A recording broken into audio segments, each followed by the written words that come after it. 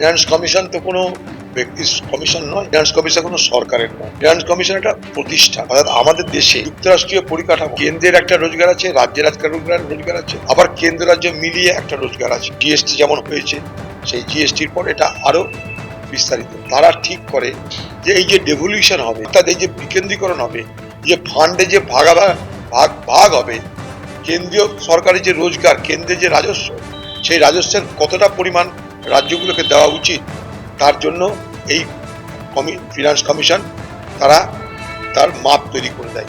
সেটা হয়ে গেছে 41%। এটা কারোর দয়া নয়, রাজ্যগুলো এটা পাওনার বিষয়, এটা কোনো দয়া দাক্ষিণ্য নয়। এতদিন এটা পুরনো অনুমোদন ছিল ফিনান্স কমিশনের, অনেক দেরিতে এটা করছে কেন্দ্র। এবার দেখাবো আপনাদের ছোটখাটো কর ফাঁকিতে যেটা শাস্তির সংস্থান এতদিন ছিল, সেইটা বদলে গিয়ে জরিমানা যদি দেওয়া হয় সেক্ষেত্রে ছাড় পাওয়া যাবে। এই কথা আজকে বাজেটে ঘোষণা করেছেন কেন্দ্রীয় অর্থমন্ত্রী। কর ফাঁকিতে জেলের বদলে অতিরিক্ত 10% জরিমানা দিলেই ছাড়। ছোটখাটো ফাঁকিতে জেল নয়, জরিমানা। ধার্য করের যে 10% অতিরিক্ত শুধু সেটুকু দিলেই হবে। কি বললেন দেখুন একবার। To address practical issues of small taxpayers like students, young professionals, tech employees, relocated NRIs and such others, I propose to introduce a one-time 6-month foreign asset disclosure scheme for these taxpayers to disclose income or assets below a certain size.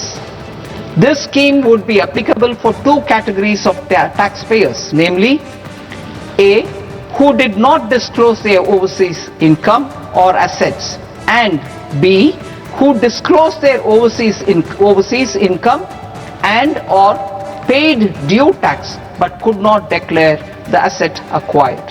For category A, the limit of undisclosed income or asset is proposed to be up to 1 crore rupees. They need to pay 30% of fair market value of asset or 30% of undisclosed income as tax and 30% as additional income tax in lieu of penalty and would thereby get immunity from prosecution. देखिए, पहले तो ये है कि आप जो हमसे सवाल पूछ रहे हैं, पत्रकार साथियों, आप सब हाउस में थे, आप में से बहुत लोग मीडिया गैलरी में उपस्थित थे। आपने ये देखा है कि जो बजट पेश किया गया, 1 घंटा 25 मिनट का फिनांस मिनिस्टर का स्पीच, 85 मिनट का स्पीच, 85 मिनट मतलब 5100 सेकेंड।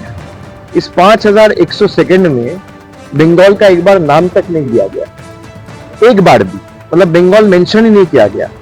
और बंगाल छोड़ दीजिए, जितना भी कम्युनिटीज है, चाहे फार्मर हो या देश के युवा हो, किसी के लिए कॉन्क्रीट जो सरकार artificial intelligence, skill India, technological advancement का बात करता है, युवकों को रोजगार कैसे मिलेगा, एम्प्लॉयमेंट कैसे क्रिएट होगा या किस दिशा में एम्प्लॉयमेंट क्रिएट हो सकता है, उसको लेके कॉन्क्रीट कोई चर्चा नहीं है, कोई मेंशन नहीं है बजट में। फार्मर्स के लिए कोई फिनेंशियल सिक्योरिटी या इनकम स्टेबलाइज करने का कोई तरीका, ताकि किसानों का कुछ मदद मिले, उसका कोई तरीका नहीं है। और कोई भी कम्युनिटी के लिए कोई यहाँ पे सोल्यूशन नहीं है, कोई समाधान नहीं। तो this budget is a faceless budget, baseless budget and a visionless budget. लेकिन सरकार कह रही है युवाओं के लिए, महिलाओं के लिए तमाम जो है कदम उठाए गए, खेलो इंडिया, खेलो मिशन के तौर पर किया गया महिलाओं की। सरकार कह रहे, तो इसलिए मैं कह रहा हूँ कि सरकार तो कहेंगी, सरकार अगर बजट पेश कर रहा है उसको डिफेंड करने का जिम्मेदारी सरकार का है। To me the budget is more like a government self appraisal report written by its own PR department. This budget doesn't have any concrete solution to offer. आप कह रहे पश्चिम बंगाल के लिए कुछ नहीं मिला? नहीं, मैं नहीं कह रहा हूँ, आप मुझे दिखा दीजिए बंगाल का एक नाम मेंशन किया हो। मैं नहीं कह रहा हूँ, आप दिखा दीजिए। जी बिल्कुल भाई, 5100 सेकंड का बजट स्पीच है आपका, 1 सेकंड दिखा दीजिए जहाँ पे बंगाल मेंशन किया है, 1 सेकंड में। जब बंगाल को बांग्लादेश के नजरिया से अगर कोई देखता है तो देश के केंद्र के सरकार देखता है, यहाँ पे बैठे हुए मिनिस्टर्स देखता है, और जिसने बजट पेश किया वो देखते हैं। हम लोग को अगर बांग्लादेशी कोई बोलता है तो यहाँ पे बैठ के जो बजट पेश किया है और जो बजट लिखा है, जो सरकार ने पेश किया है, वो सरकार देखते हैं। नहीं तो आपका 85 मिनट का बजट स्पीच में बंगाल का एक बार मेंशन भी नहीं होगा। कुछ रेलवे पिछला बार जो वादे किए थे, जल जीवन मिशन का 2525 करोड़ जो बजट में प्रॉमिस था, वो आपने रोक के रखा है। तो जो लास्ट ईयर आपने वादा किया था वही नहीं निभाया। अब नया वादा क्या करेंगे? ज्यादा घोषणाएं होती है तो कहा जाता है चुनावी बजट है, क्या ये वजह रही क्या?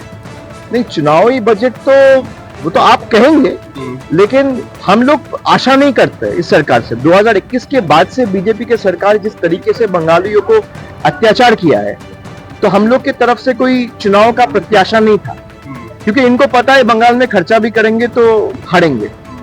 So from their perspective, if you see, they have preferred not to spend any money on Bengal because they know they are going to lose the state lock, stock and barrel to Trinamool.